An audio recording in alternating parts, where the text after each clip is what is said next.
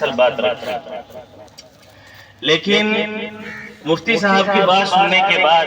آپ حضرات کے ذہنوں میں یہ بات آئی ہوگی کہ آزادی تو ہم ہی نے دلائی ہے، لیکن اگر آج کے دن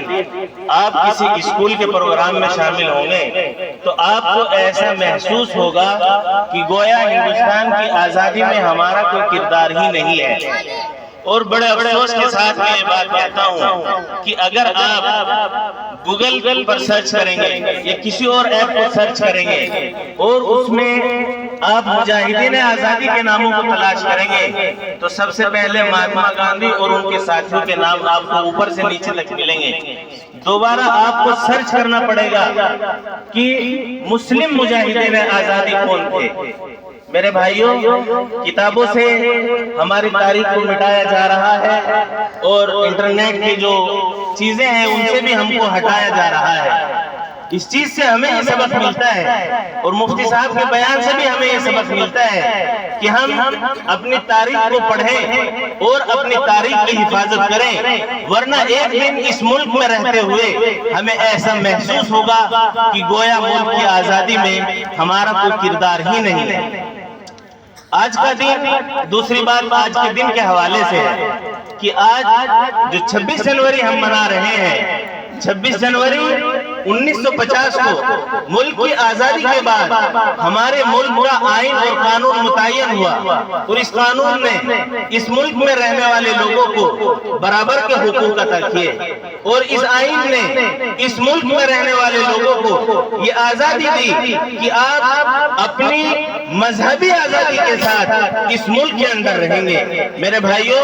آج سب سے زیادہ جو تکلیف لوگوں کو ہے وہ ہماری مذہبی آزادی سے ہے کہ ہم ہندوستان میں رہتے ہوئے اپنی مذہبی آزادی کو کیسے بچائیں۔ ہمارے سامنے آنے والا یہ چیلنج بھی ہے کہ ہمیں اپنی مذہبی آزادی کو کیسے بچا کے رکھنا ہے۔ ہمارا آئین ہم کو برابر کے حقوق دیتا ہے۔ آج کے حالات میں آج کے جو لوگ اقتدار میں ہیں وہ یہ دیکھتے اور سمجھتے ہیں اور وہ یہ میسج دینے کی کوشش کرتے ہیں کہ اس ملک کی آزادی میں اور اس ملک میں مسلمانوں کا کوئی حصہ نہیں ہے۔ میرے بھائیوں،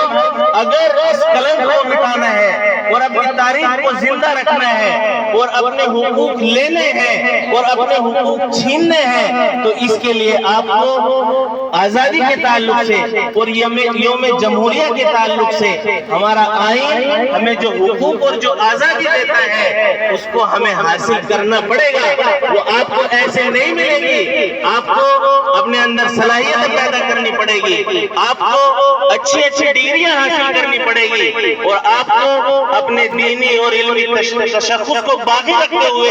آگے بڑھنا ہے اور دوسرے میدانوں میں جانا ہے اور اس آئین نے آپ کو جو حقوق دیے ہیں ان کی حفاظت کرنی ہے، ان کو بچانا ہے اور ان کے ذریعے سے اپنی نسلوں کو بچانا ہے۔ میرے بھائیوں،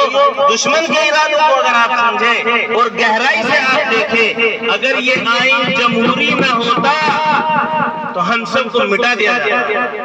آج جو کچھ باقی ہے، جتنا بھی باقی ہے، یہ صرف اس آئین کی وجہ سے باقی ہے۔ دشمن کے ارادے تو یہ ہے کہ آپ کو دیش سے نکال دیا جائے، آپ کی زمینوں پر قبضہ کر لیا جائے اور آپ کے سروں سے ٹوپی اور آپ کے چہروں سے داڑھیوں کو اتار دیا جائے۔ لیکن یہ ہندوستان کا آئین، یہ جو یوم جمہوریہ جو آپ منا رہے ہیں، اس آئین کے ذریعے ہی آپ کو جو رہا سہا جو باقی ہے، جو باقی آزادی آپ کو ہے، اس آئین کے ذریعے ہی آپ کو ہے۔ میں اپنے طلبہ سے، اپنے بھائیوں سے یہی درخواست کروں گا کہ آپ لوگ مطالعہ کریے، اچھی تعلیم حاصل کیجئے، بڑے بڑے یونیورسٹیوں میں جائیے، بڑے بڑے اسلامی اداروں میں جائیے اور اس آئین کی حفاظت کے لیے اپنے کو قربان کر دیجئے۔ اگر ہم لوگ ایسا کریں گے تو ہندوستان میں نسلیں باقی رہیں گی، نہیں تو میرے بھائیوں یہ ٹوپیاں، یہ داڑیاں، یہ چیزیں دشمن کے نشانے پہ ہے۔ دعا فرمائے اللہ تعالیٰ جو بات کہی مجھے بھی سب پر اور آپ سب کو بھی عمل کرنے کی توفیق عطا فرمائے۔